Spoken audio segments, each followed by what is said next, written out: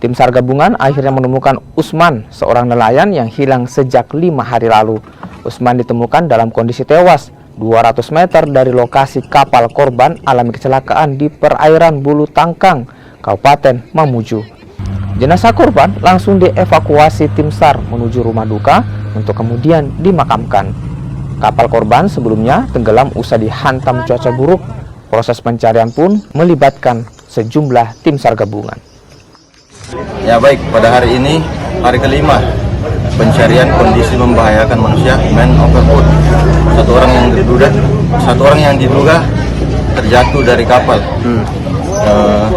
Pada hari ini di pukul 12.14,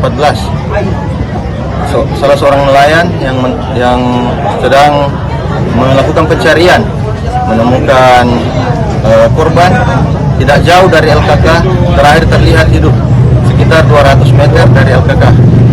Dan pada saat itu juga tim SAR gabungan langsung mengaksi untuk melakukan evakuasi, dan pada